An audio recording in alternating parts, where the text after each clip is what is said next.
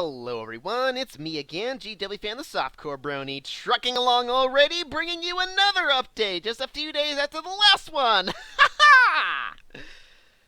I kinda wish I was recording my next LP already, but, well, I'll be able to start when I'll be able to start, so, that's how it goes. Anyway, I realize I would kinda like to get a backlog going because back when I was still doing like an every other day schedule, I frequently would work on an upcoming LP while I was recording, whatever I was playing at the time. So I wouldn't have much of an idea, or at least nothing planned for immediately after the game I was preparing for. Now that I'm trying to do an everyday schedule, that doesn't work so well for me because I realize that I just have like nothing ready to follow whatever I'm playing at the time. I mean, you might have noticed that when I had my like in between LPs, which actually was even before I was doing the every other day, or the every day, excuse me. Just I was doing them because I wasn't ready for the game I wanted to do next. There's a lot of games I want to do, but I haven't even started test running them yet, sadly. So I find myself not knowing what I'm, gonna do other than a blind LP, which, isn't terrible or anything. I just wish I had more stuff I was prepared for. So, I mean, when I first started playing, I already had a game that I was intimately familiar with, Breath of Fire 2, and was extremely fortunate that the Brony fandom released several games that I could pick up real quick and play at the time. I mean, I think there was like 3 in a row almost. Since then, the pony theme games have slowed a bit, other than a fair number of straight up sprite hacks where nothing is different other than a few sprites here and there, or maybe even just the MC.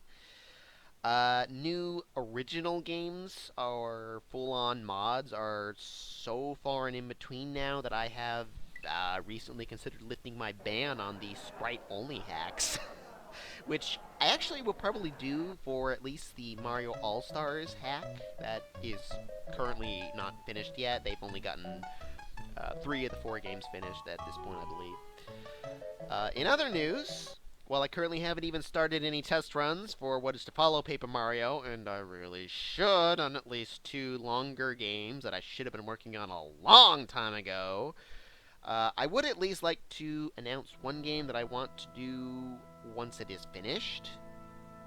So, for those of you who have browsed Equestria Daily recently, you may have noticed a video for a new mod.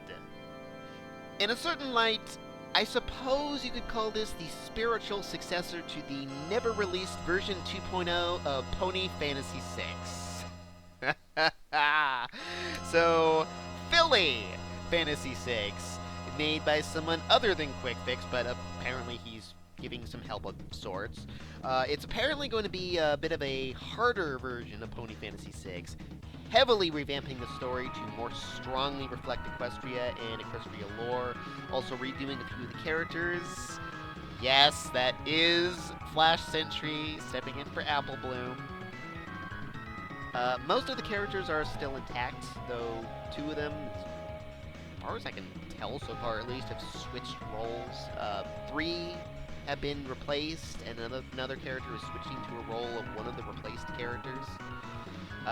While this new mod is inspired by Pony Fantasy VI, I don't know how much of it will stay intact, since offhand at least, it looks like everyone will be able to use magic again, though keep in mind this is still a beta version that we're looking at. Anything can change, there are still placeholder sprites for some characters and whatnot, and almost certainly glitches, so who knows what the finished product will look like. Whatever it is though, I want to LP it, so whenever that happens, look forward to that. We're going back to Final Fantasy VI. Until then, though, since I still have to work on test runs of games I should have been test running long ago, like Breath of Fire 3 and Golden Sun. Until then, I do have a special blind LP ready to go that will probably follow Paper Mario with. What makes it so special, you may ask? Well, can you believe I've never played Majora's Mask? Even though I loved Ocarina of Time, I never played its direct sequel. What is wrong with me? It's finally time I rectify this insanity and bring you all along on my first journey into Link's darkest adventure ever, or so I understand it at least. Now, somehow, I managed to find a physical copy of the game that was not 300 flipping dollars. Holy cow. Shipping included, I managed to get a used copy for just $49 somehow. I really hope there's nothing wrong with it, because I can't tell from the file that I messed around on for a few minutes. I mean, the cartridge has a tiny rattling noise, so something is loose inside of it. Hopefully not something quite literally game-breaking. It seems to run fine offhand, but, well, you guys will be there with me to find out if all is not so well. Feel free to laugh out loud if I make it to the final boss, only for the game to freeze up forever! Ugh. So, following Paper Mario, Majora's Mask, Majora's freaking Mask after all these years!